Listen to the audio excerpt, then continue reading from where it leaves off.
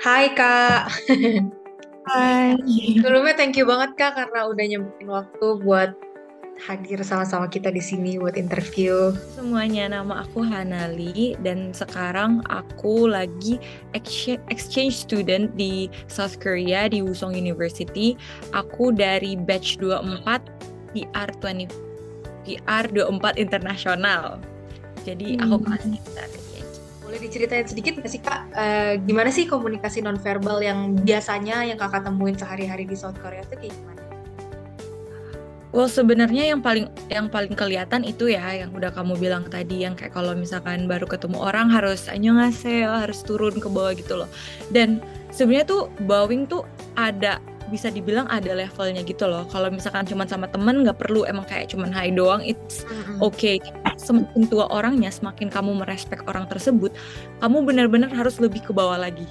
For example, kalau misalkan ketemu guru, profesor gitu, kita nggak bisa tuh kayak masuk terus bawahnya cuma kayak annyeonghaseyo, nggak bisa. Kita benar-benar harus kayak annyeonghaseyo, harus ke bawah banget dan tangannya tuh nggak boleh kayak gini gitu loh. Ngerti nggak sih maksud Mm-mm. aku?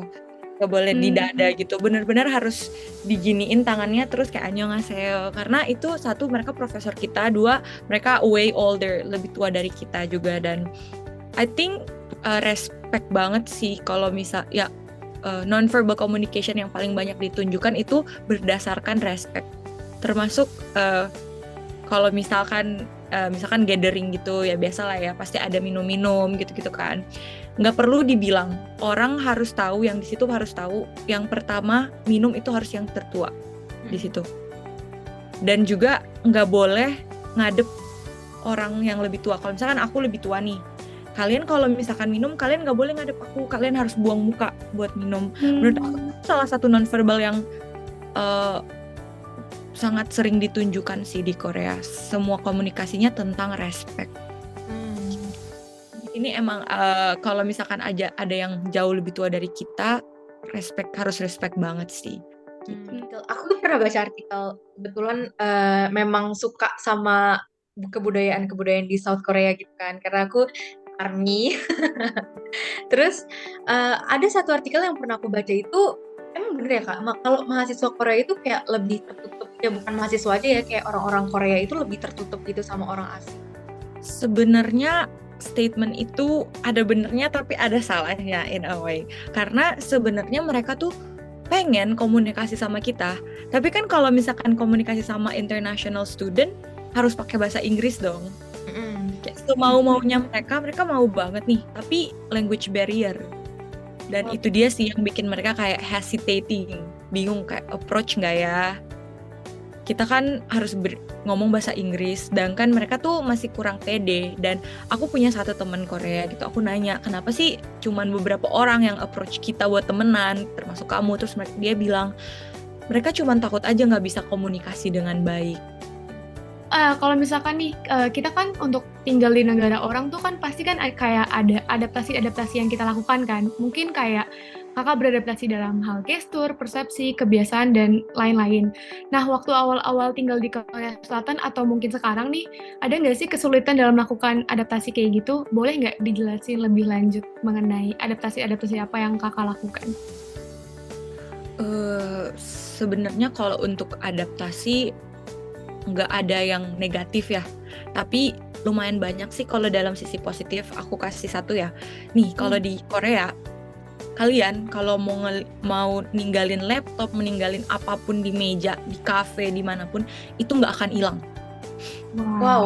Korea tuh sangat sangat menjunjung tinggi apa ya? Mereka nggak mau lose face lah intinya. Kalau ketahuan ngambil atau apapun itu mereka bakal malu. Salah satu yang bikin aku kaget tapi positif gitu. Pernah nggak sih Kak, di satu momen Hanal itu kayak shock gitu sama culture yang ada di sana, sama cara komunikasi nonverbal mereka yang ada di sana gitu. Mungkin kalau bukan lebih ke shock sih. Nah, kalau misalkan di sini komunikasi nonverbal untuk orang yang jauh lebih tua kayak Mm-mm. tua, tua banget, itu mereka tuh gampang banget marah gitu loh kalau kita nggak ngerti. Dan mereka pasti cuma menggunakan nonverbal dikit kan. Misalkan ini nih, Iya. mereka cuma nunjuk doang. Sedangkan kita nggak terlalu ngerti apa maksud mereka. Kalau orang yang lebih tua, mereka udah kasih gesture, terus kita nggak ngerti, mereka pasti marah.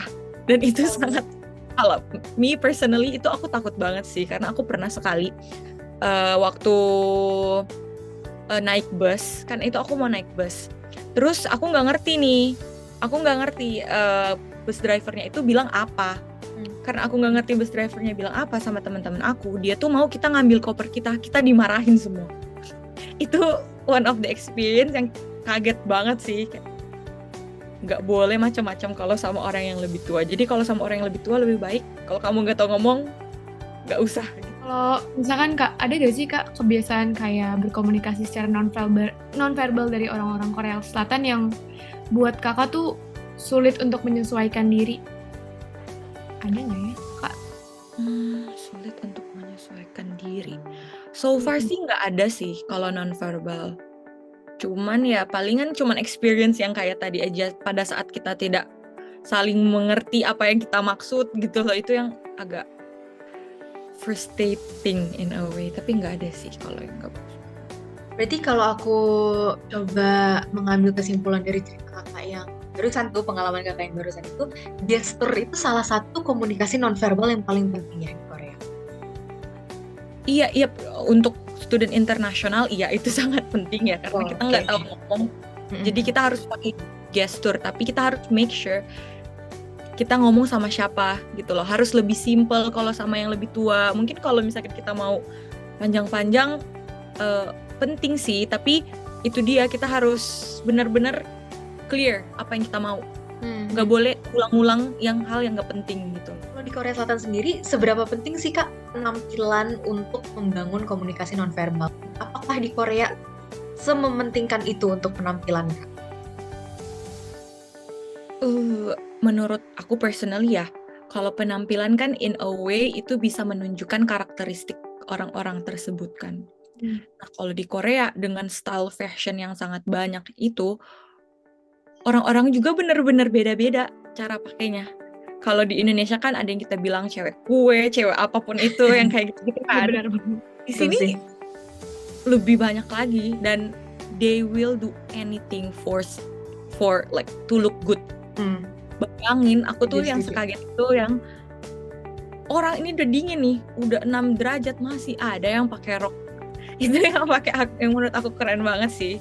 Dan 6 derajat tapi masih pakai rok buat melihat, kayak memperlihatkan ya udah gue ya menunjukkan mau ke suatu tempat, iya, tapi keren aja gitu loh menurut aku dengan style mereka. Gitu. Kalau di Korea itu ada nggak sih peraturan-peraturan untuk kalau misalnya sama orang tua kita harus pakai nada rendah, kalau sama gitu-gitu ada nggak sih Kak?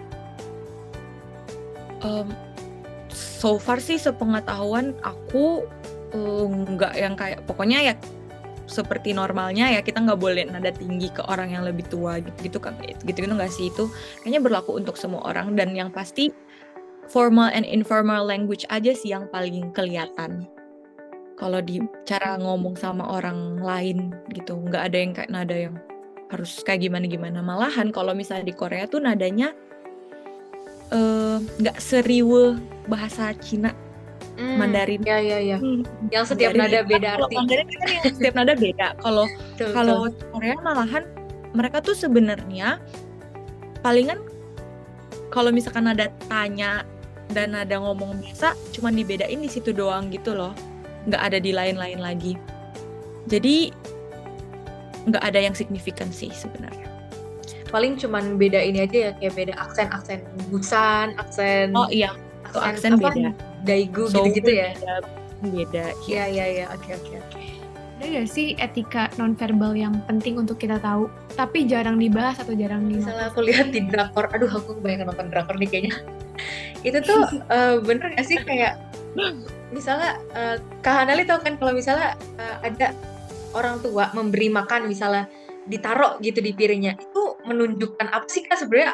Itu menunjukkan oh ya udah gue mau kasih makan ke lu aja, atau itu suatu hal yang menyimbolkan sesuatu gitu.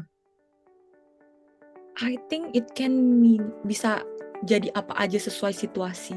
Hmm. Dan tapi orang yang dikasih harus of course makan ya, karena itu gitu. jadi disrespect kalau misalnya nggak dimakan, kan udah ditaruh langsung kan. Itu sih palingan. Apalagi orang tua yang bukan orang tua kita, bukan mama papa kita gitu loh. Wow, Mbak, sudah menjawab semua ya. Udah lebih dari cukup banget ini. Oke deh, Kak Nali, thank you so much sekali lagi ya Kak. Sukses terus buat examnya. Kak. Thank you so much. Oke, halo semua. Perkenalkan, nama aku Guru. Aku merupakan mahasiswa batch 24 yang sekarang lagi student exchange ke Korea di Wusung University. And nice to meet you, all of you. Yay. Oke, Kak Guru, it's really nice to meet you and it is an honor for us karena bisa mengundang Kak Guru untuk melakukan interview langsung. Mungkin Kak Guru bisa menceritakan secara singkat atau banyak juga nggak apa-apa tentang komunikasi nonverbal di Korea Selatan, Kak. Oke, sebenarnya untuk komunikasi nonverbal di Korea Selatan itu, komunikasi nonverbal itu kan pakai hand gesture and then ekspresi muka, itu termasuk komunikasi nonverbal kan. Tapi kalau misalkan yang aku lihat sendiri di orang-orang Korea sendiri itu sebenarnya nggak jauh beda sama orang-orang Indonesia karena mungkin regionnya masih sama di Asia.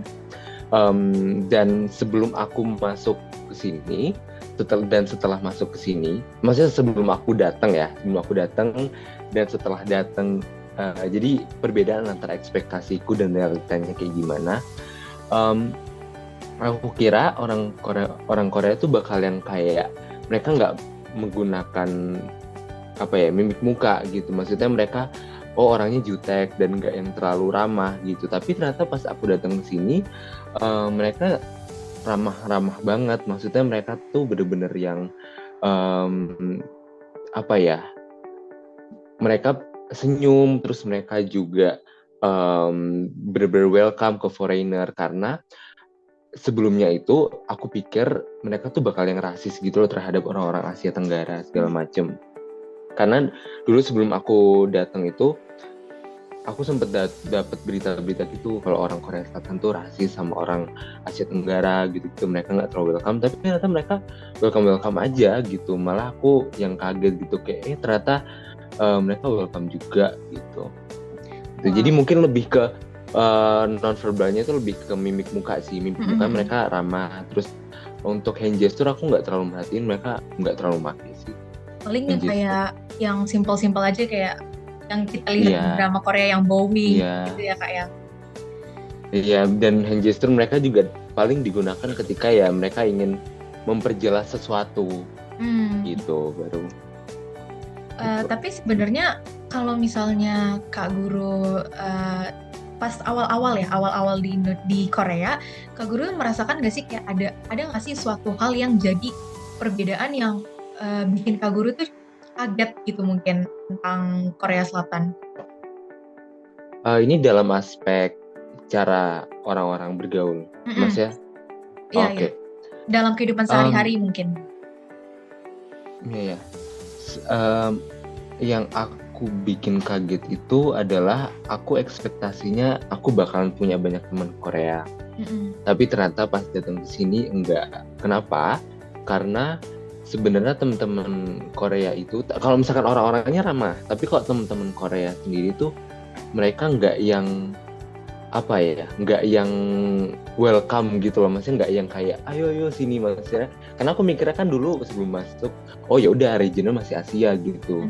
Dan aku dulu sebelum datang ke sini juga belajar intercultural, orang-orang Korea itu termasuk yang kolektivis gitu. Jadi orang-orangnya termasuk yang friendly gitu, maksudnya orangnya suka berkumpul, suka menjalin hubungan sama orang lain gitu.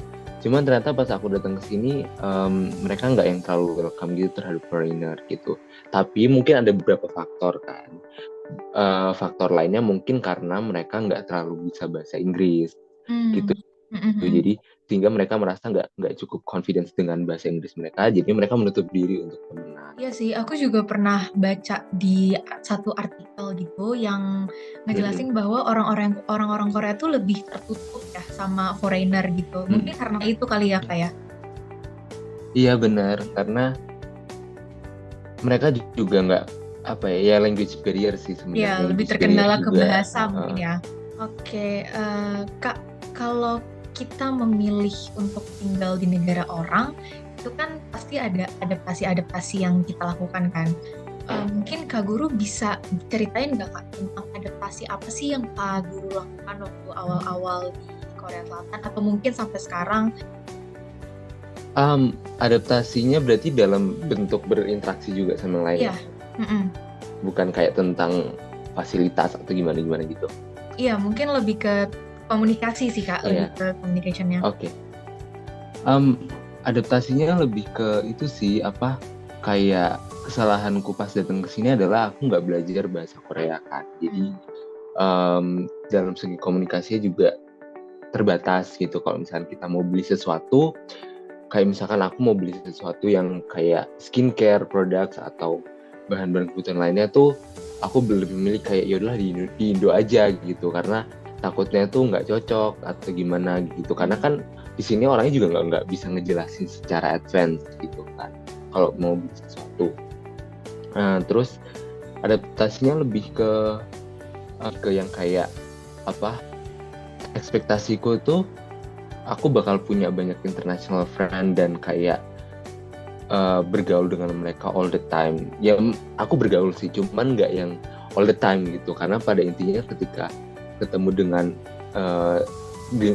kita melakukan study abroad, terkadang tuh lingkungannya, environmentnya mereka tuh mereka nyamannya itu berteman dengan dari orang-orang yang dari negara mereka sendiri gitu. Dan aku pun juga begitu sih sebenarnya, karena kan kalau misalkan mungkin ada beberapa orang yang kalau misalkan ngomong bahasa Inggris itu kan masih mikir dulu kan. Mungkin aku juga termasuk aku juga sih sebenarnya, aku juga ngomongnya masih mikir dulu. Oke Kak, kalau boleh aku highlight, berarti salah satu kendala yang paling banyak di Korea Selatan itu kan language barrier kan, tapi nggak menutup kemungkinan dong untuk orang-orang di Korea Selatan harus berinteraksi dengan foreign gitu kan. Berarti di aspek ini non-verbal communication itu punya kendali nggak sih Kak? Punya peran yang sangat penting nggak sih Kak menurut Kakak? Punya kendali banget, karena kayak iya bener-bener aku ngerasa di sini tuh semenjak kayak hidup. Ini kan aku pertama kali hidup tuh di negara yang maksudnya memang kayak aku sendiri gitu, tanpa orang tua, dan kayak ya udah aku kemana-mana sendiri. Dan di negara yang kondisinya juga nggak semuanya itu bisa bahasa Inggris gitu. Jadi bener-bener aku ngerasa kalau misalkan kemampuan non-verbalku itu bener-bener diuji gitu. Jadi kayak yang misalkan aku ke restoran gitu dan pegawainya itu nggak bisa bahasa Inggris, jadi kadang tuh aku bisa yang kayak ani, jadi kayak bener-bener itu dipakai banget gitu. Dari yang aku tahu dari industri Korea Selatan, kayak industri hiburan apalagi ya, K-pop, K-drama, itu kan banyak banget dan jadi banyak tren-tren yang tercipta gara-gara Korea Selatan, bener ya Kak ya? Nah, iya benar. Yang aku penasaran, seberapa penting sih Kak sebenarnya untuk penampilan, which is penampilan itu kan salah satu non-verbal communication yang paling terlihat ya. Berapa penting sih penampilan di Korea Selatan sebagai bentuk representasi dari non-verbal communication?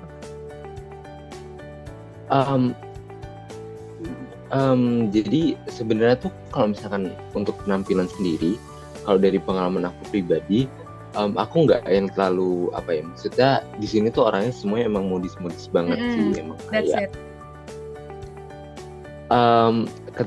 Aku tuh ketika semenjak dari sini, sebelumnya juga iya sih, cuman ketika dari sini tuh aku keluar tuh bener-bener yang harus touch up gitu loh, karena biar kayak nggak ngerasa insecure. Sebenarnya kalau di sini untuk dari sistem pengajarannya sendiri, kalau aku belajar itu itu sebenarnya kayak aku culture shocknya di sini sebenarnya, karena kan ini beda banget ya sama Iya. LSPR. Karena di sini tuh mereka nggak nuntut kamu harus pakai baju apa gitu atau gimana. Karena di LSPR kan kayak kita harus yang ada aturannya kan, harus yang apa pakai yang apa kemeja, terus Gerah. business attire ya, dan Betul. harus rapi gitu. Tapi di sini terus harus pakai sepatu juga kan. Tapi di sini aku tuh pertama kali datang sini kayak ada orang kuliah tuh pakai sandal, kayak pakai sandal, kaos sama celana pendek gitu doang. Ya, jadi kayak wow, berani banget gitu loh. Jadi itu sih culture shocknya di sini. Yang bikin aku kaget tuh kayak gitu di sini sih. Jadi kayak penampilan tuh nggak seberapa diperhatiin kalau misalkan dalam dalam kurikulum atau dalam dalam kelas tuh sebenarnya nggak yang terlalu diperhatiin sih. Cuman mungkin kalau di luar untuk kayak di sini atau di di jalan-jalan itu orang-orang itu memang memperhatikan penampilan mereka gitu. Jadi itu yang sesuatu yang keluar dari mereka. Jadi kayak tapi mereka nggak mengharuskan juga untuk bisa penampilan rapi. Tapi emang orang-orang di sini emang penampilan itu memang menjadikan hal yang important gitu dalam keseharian gitu. Berarti kalau boleh aku highlight, berarti itu cuman asumsi belaka ya Kak, kalau misalnya di Korea tuh bener-bener yang harus penampilannya tuh harus wow gitu, mengikuti tren yang ada gitu, itu cuman asumsi ya? Bukan asumsi sih, sudah terjadi benar. Cuman itu tuh sesuatu yang memang keluar dari diri mereka. Kayak memang kayak ya udah aku pingin berpenampilan rapi, tapi nggak ada aturan yang mengharuskan aku untuk rapi. Menurut Kak Guru, ada nggak sih etika nonverbal yang sangat penting untuk kita tahu jika tinggal di Korea Selatan? Kalau misalkan di Korea sendiri, tapi aku nggak yang terlalu terlalu mempraktikkan, karena juga mereka juga kalau mungkin karena mereka orang Korea itu tahu kalau misalkan aku foreigner gitu, jadi mungkin ada beberapa etika nonverbal yang mungkin aku nggak tahu, tapi mereka juga mentolerir itu gitu. Setahu aku tuh pokoknya kalau misalkan kita di sini tuh ada etika nonverbal, yaitu kalau misalkan kita mau nerima barang dari seseorang, kita harus nerimanya tuh pakai 2 tangan gitu, nggak boleh 1 tangan, karena kalau pakai 1 tangan itu dianggap nggak sopan gitu. Dan di sini juga ada kalau misalkan kita nggak boleh natep stranger itu lama-lama gitu, karena kalau misalkan di sini tuh kan marak banget ya kayak stalker gitu-gitu. Jadi orang tuh jadinya lumayan sensi gitu loh kalau misalnya mereka ditatap lama-lama gitu. If someone staring at you for too long, they will be freak out gitu, karena maraknya stalker gitu-gitu. Terus sama itu sih kayak kalau dari nonverbal sendiri, dari jarak orang ke orang tuh itu benar-benar kita harus menjaga jarak gitu. Karena misalkan kalau misalnya kita lagi jalan, kita nggak boleh terlalu dekat sama orang tuh, jaraknya terlalu dekat ngikutin dia. Maksudnya kita jalan di arah yang sama, kita nggak boleh terlalu dekat sama dia, karena ya itu yang tadi aku bilang, karena maraknya stalker gitu-gitu. Itu jadinya bikin mereka jadi agak was-was gitu. Ya, jadi aware itu sih banget sebenarnya ya kalau misalkan dari kalau dari nonverbal communication sendiri gitu. Tapi kalau misalnya yang ini Kak, aku nggak tahu sih ini termasuknya cara mereka berkomunikasi atau ini ada makna tersendiri atau ya udah emang sekedar scene di drama Korea.